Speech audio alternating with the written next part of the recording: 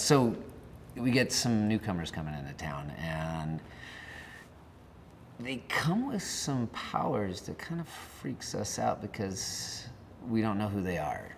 And to make such a foothold in midnight without having checked in with the Midnighters, well, some of us are more suspicious than others, but all of us need to find out what's going on.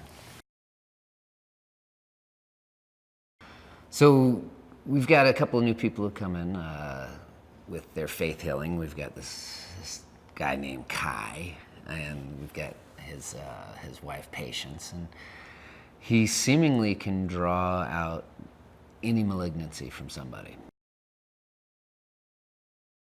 Well, the defeat of Kolkanar is a huge moment for all of us, but I think bigger for Joe is the end of Bowie, because Bowie is the reason he was hiding for so long. And having hidden himself for so long, he'd really suppressed, I think, his nature and who he was.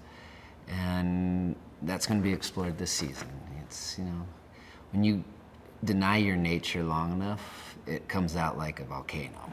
And I think Joe's going to have a little bit of upheaval in season 2. Walker Chisholm is a human demon hunter who suffered loss at demons' hands, and one of the few humans who actually are aware of the supernatural world. And through technology, he's found his own way to fight fights, and I think it ties in with Joe's nature coming back out, the suppressed nature of who he is, and the fact that he was a born warrior. He was created to fight and hunt demons. And so, the guy's got a little bit of that going for him, I think, in terms of attraction for Joe. And yeah, there's the love triangle coming.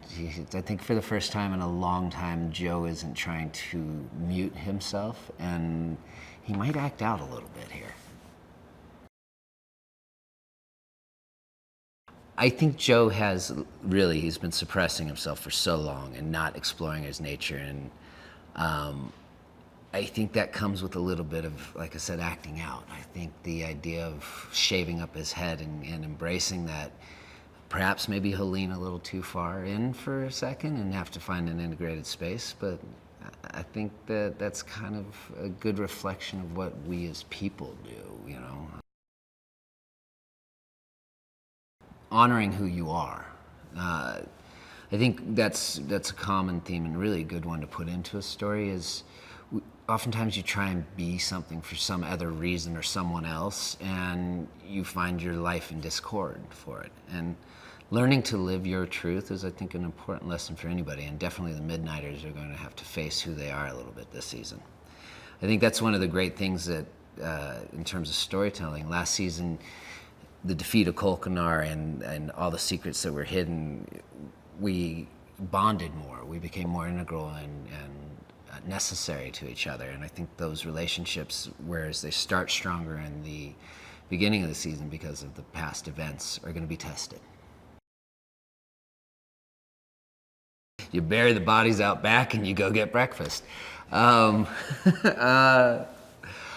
don't think that Midnighters necessarily are normal, so normalcy to them is a different value than it is to somebody else. I mean, Joe, he's been around for millennia. You see a lot in 1,000 years. Lem's a vampire. He's seen a lot. He started in times where he was a slave. So in terms of maintaining normalcy, our normalcy may not be your normalcy. I mean, for me, I think that you should watch this story because it has a lot of the classic elements of what a good story should have. It's viscerally entertaining. You've got some really dynamic characters. I mean, we have one of the coolest towns I've ever been to. While I think it delivers universalities and messages that allow us as an audience to know that we're not alone in the world.